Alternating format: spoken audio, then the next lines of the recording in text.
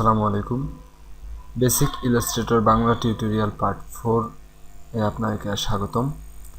আমি Adobe Illustrator CS6 এর কিছু টুল নিয়ে আলোচনা করছিলাম বিগত পার্টগুলোতে। আজকে আমি আরও কয়েকটা টুল নিয়ে আলোচনা করব। প্রথমে আমি আলোচনা করব পেন টুল। এটি একটি গ্রুপ টুল। এর ভিতর pen tool, add anchor point tool, delete anchor point tool, convert anchor point tool, এই সমস্ত টুল আছে। যাক, প্রথমে আমি পেন টুলের ব্যবহার দেখাবো। পেন টুল মূলত অবজেক্ট তৈরির ক্ষেত্রে ব্যবহার হয়। দেখুন, আমি একটি অবজেক্ট তৈরি করছি।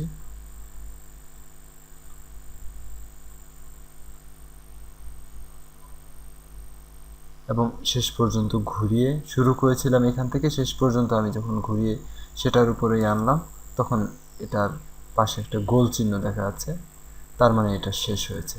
এবার আমি এর কালার পরিবর্তন করে দেবো, এর কালার দেবো লাল। এখন এটি একটি অবজেক্টে পরিণত হলো।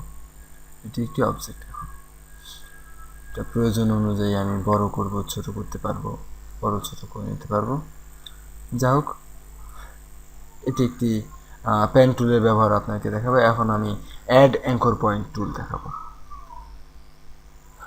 আপনাকে। ইতিপূর্বে আমি সিলেকশন টুল, ডাইরেক্ট সিলেকশন টুলে একটি ব্যবহার দেখিয়েছিলাম, যা এখানে প্রয়োজন হবে। অ্যাড অ্যাঙ্কর পয়েন্ট টুলের মাধ্যমে আমি একটি অবজেক্টের যেখানে আমার অ্যাঙ্কর পয়েন্ট প্রয়োজন সেই পয়েন্টটি তৈরি করতে পারবো। যেমন আমি চাচ্ছি এই জায়গাটির একটি পরিবর্তন আনবো, তাই এখানে আমি একটি অ্যাঙ্কর টুল নতুন করে দিলাম। নতুন করে একটি অ্যাঙ্কর টুল সংযোজন করলাম। এবার আমি ডাইরেক্ট সিলেকশন টুল ব্যবহার করে এটিকে আমি পরিবর্তন করলাম। কিন্তু যদি আমি অ্যাঙ্কর টুল ব্যবহার না করতাম, তবে এটা করা সম্ভব হতো না। এবার আমি আপনাকে দেখাবো ডিলেট অ্যাঙ্কর পয়েন্ট টুল। যে অ্যাঙ্কর পয়েন্টটি আমি নতুন দেওয়ার পরে এটি তৈরি হয়েছে, আমি চাচ্ছি এটাকে ডিলেট করতে, তাই এখানে আমি যখন ডিলেট অ্যাঙ্কর পয়েন্ট টুল ব্যবহার করে যখন এখানে ক্লিক করবো, তখন সেটি চলে যাবে। শুধু এটি না, আমি আরও পয়েন্ট চাইলে এখান থেকে ক্লিয়ার করে দিতে হবে। যেমন এখানে এটা আর এটার মধ্যেখানে একটি অ্যাঙ্কর পয়েন্ট দেখা যাচ্ছে। আমি এটাকে দূর করে এটাকে এখান থেকে ডিলিট করে দেবো, অর্থাৎ এদের মধ্যে কোনো অ্যাঙ্কর পয়েন্ট থাকবে না। বা এখানে যেমন এটাকে দেখা যাচ্ছে যে এটি একটু উঁচু হয়ে আছে বা এই জাতীয়, তো আমি চাচ্ছি এটাকে ঠিক সমান হয়ে আসুক। আমি ডিলেট অ্যাঙ্কর পয়েন্ট টুল ব্যবহার করে আমি এটাকে ডিলিট করে দিলাম। আমি চাইলে এটার এই দুটার মধ্যেখানে এটাকে ডিলিট করতে পারি। অর্থাৎ আমি যেটাকে চাই সেটাকে আমি ডিলিট করতে পারবো। এটা অন্য কোনো স্থানে, এই পয়েন্ট ছাড়া অন্য কোনো স্থানে ক্লিক করলে এই আপনার বক্সটি চলে আসবে। Please use the delete anchor point tool on an anchor point of a path. প্যাথের অ্যাঙ্কর পয়েন্টের উপরে আপনাকে ক্লিক করতে বলতেছে এভাবে। যা হোক, এবার আমি আপনাকে দেখাবো কনভার্ট অ্যাঙ্কর পয়েন্ট টুল। এটা একটি অ্যাঙ্কর পয়েন্ট টুলকে কনভার্ট করে। যেমন এখানে আপনি দেখতে পাচ্ছেন যে কোণা হয়ে আছে। এটাকে আমি দেখুন আমি কিভাবে এই টুলটিকে ব্যবহার করি। একটু বড় করে নিই।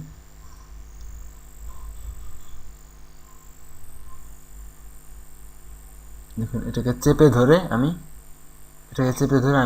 এটাকে প্রয়োজন অনুযায়ী বাড়িয়ে কমিয়ে নিতে পারছি। দেখুন, এটা পরিবর্তন হয়ে যাচ্ছে। আমি চাইলে এটা এখান থেকে একটু আপনারা এটা নিজে নিজে চেষ্টা করে দেখবেন যে এটা কীভাবে করবে। এটিকে পরিবর্তন করার জন্য চেপে ধরে আপনাকে ঠিক ওই পয়েন্টটিতে চেপে ধরে তারপর এদিকে ওদিকে টেনে দেখতে হবে। যাই হোক, এই ছিল অ্যাঙ্কর পয়েন্টের ব্যবহার। এবার আপনাদেরকে আমি দেখাবো টাইপ টুলের ব্যবহার। টাইপ সচরাচর আপনারা জানেন, টাইপ হচ্ছে লেখালেখির কাজে ব্যবহার হয়। এখানেও ঠিক তাই। তবে টাইপ টুলের ভিতর আরও কয়েকটি টুল আছে যেগুলো অত্যন্ত আমার কাছে এটাকে বেশ মজাদার বলে মনে হয়, যেগুলো সচরাচর বিভিন্ন জায়গায় ব্যবহার করা হয়। এবং প্রথমে আছে টাইপ টুল, তারপর আছে এরিয়া টাইপ টুল, তারপর আছে টাইপ অন এ প্যাথ টুল, তারপর আছে ভার্টিক্যাল টাইপ টুল, তারপর আছে ভার্টিক্যাল এরিয়া টাইপ টুল, তারপর আছে vertical type on a path tool. যাই হোক, দেখুন আমি প্রথমে টাইপ টুল ব্যবহার করব। টাইপ টুল ব্যবহার করতে গেলে এভাবে আমি প্রথমে একটি ক্লিক করব। ক্লিক করার পরে আমি যে ধরনের ক্যারেক্টার ব্যবহার করতে চাই আমি যদি টাইমস নিউ রোমান ব্যবহার করতে চাই, TIME টাইমস নিউ রোমান চলে এসেছে। এটাকে আমি একটু বোল্ড করে নিতে চাই, বা আমি ইটালিক লেখা লিখতে চাই, আর ফন্টের সাইজ আমি করে নিতে চাই 60। এবার আমি আমার লেখা লিখব, যেমন আমি লিখব DESIGN by URSELF design by yourself. এটা আমি লিখলাম। দেখুন এখানে ফন্ট আছে 60, এবার করে নিলাম 72। এখানে ইটালিক আছে, আমি চাইলে একটু বোল্ড করে নিলাম। টাইমস নিউ রোমান আছে, আমি অন্য কোনো কিছু ব্যবহার করতে পারি। এখানে এটাকে রেখে আপনি ডাউন অ্যারো কিতে টিপ বা আপ অ্যারো কিতে টিপে দেখতে পারেন। এভাবে বোল্ড করে বিভিন্ন রকম হয়ে আসবে। আর বাংলা লেখার জন্য আপনি যদি চান বাংলাও লিখতে পারবেন, সেক্ষেত্রে আপনাকে বিজয় ইনস্টল থাকবে। আপনি বিজয় ইনস্টল করে, আমি যেভাবে করি, বিজয় ইনস্টল করে আপনার SUTO সুটনি MG আর বিজয় কন্ট্রোল B,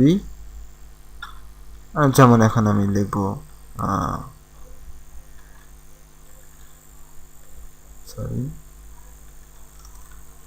আপনি এখন চাইলে বাংলাতে যেটা আপনি ইচ্ছা সেভাবে লিখতে পারেন এভাবেই। আবার আমি এখন টাইমস নিউ রোমান দিয়ে লিখব।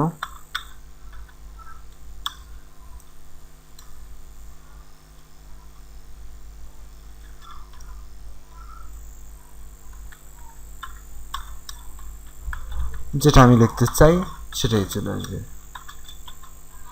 এভাবে আপনি টাইপ টুল ব্যবহার করতে পারেন।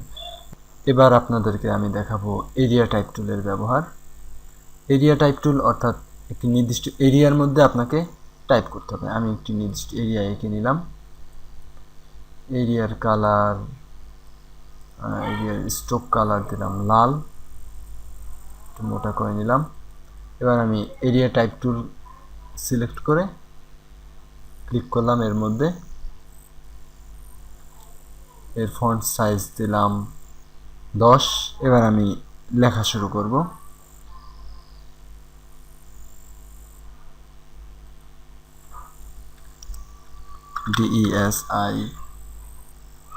DESIGN design BYYOURSELF।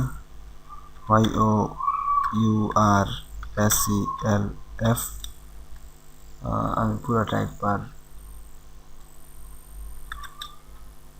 কপি করে নিচ্ছি, Ctrl+C Ctrl+V। এবার আমি পুরাটাতে লিখছি। আপনারা দেখতে পাচ্ছেন যে এটি পুরাটি লেখা হয়েছে, কিন্তু পুরা লেখাটি বৃত্তটার ভেতরে থেকে গেছে, কেউ বৃত্তের বাইরে যায়নি। এবং এখানে আরও কিছু লেখা আছে, এজন্য এখানে একটা ছোট একটা চিহ্ন চলে এসেছে, দেখতে পাচ্ছেন। যদি আরও বাড়তি লেখা না থাকতো তবে এই চিহ্নটা আসতো না। আমি কিছু ডিলিট করে দেখাচ্ছি। দেখুন এখানে সব চলে গেছে।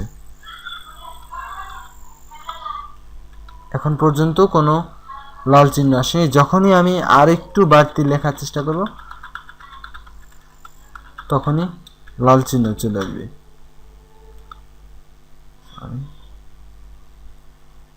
হ্যাঁ, দেখতে পাচ্ছেন এখন লাল চিহ্ন চলে এসেছে।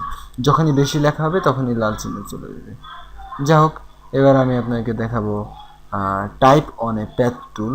প্রথমে আমি একটি প্যাথ এঁকে নেই। স্টার টুল দিয়ে আমি একটি প্যাথ এঁকে নিলাম।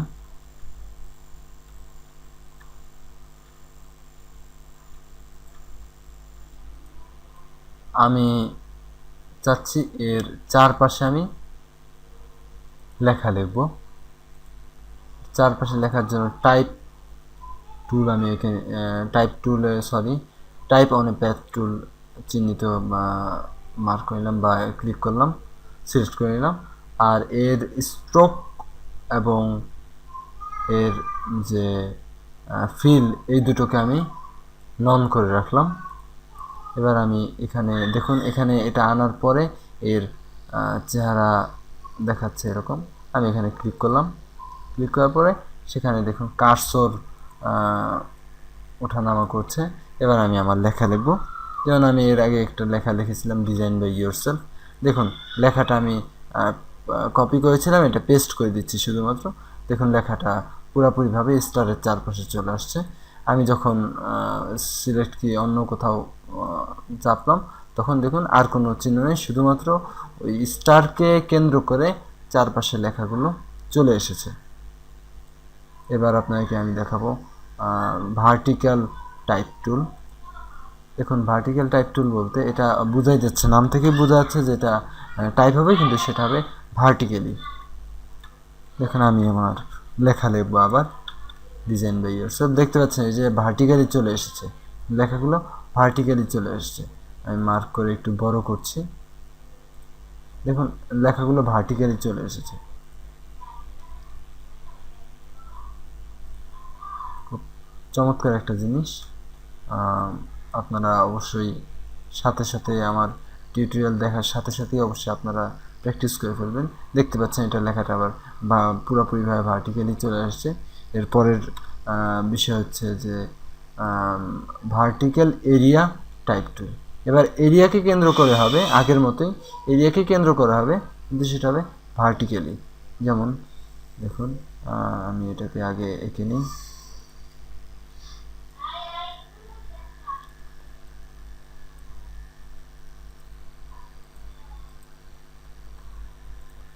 এরিয়ার ভেতরেই হবে এটা, কিন্তু সেটা হবে ভার্টিক্যালি। আমি আমার ফন্ট সাইজ করব 9, কন্ট্রোল ভি, দেখতে পাচ্ছেন যে লেখা পুরোপুরিভাবে ভার্টিক্যালি হয়ে এসেছে।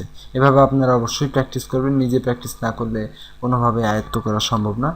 এরপর আমি আপনাকে দেখাবো vertical type on a path tool. এবার একটা নির্দিষ্ট প্যাথের উপর ভার্টিক্যালি কীভাবে টাইপ করা হয় সেটা দেখাবো।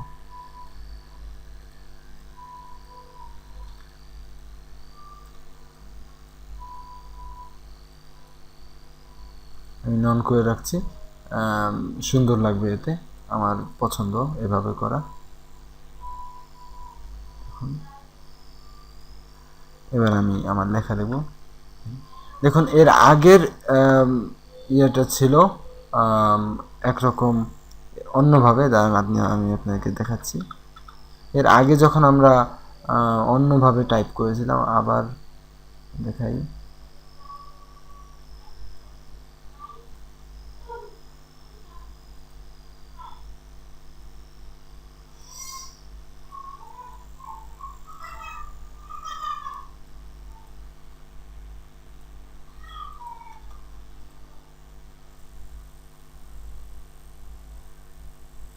টাইপ অন এ প্যাথ টুল দিয়ে যখন আমি আপনাকে লিখে দেখিয়েছিলাম, control V, control V, control V, দেখুন আগে ছিল এরকমভাবে ডিজাইন বাই ইয়োরসেলফ সুন্দরভাবে সাইড দিয়ে চলে এসেছে, পরবর্তীতে এটা অন্যরকমভাবে চলে এসেছে ভার্টিক্যালি।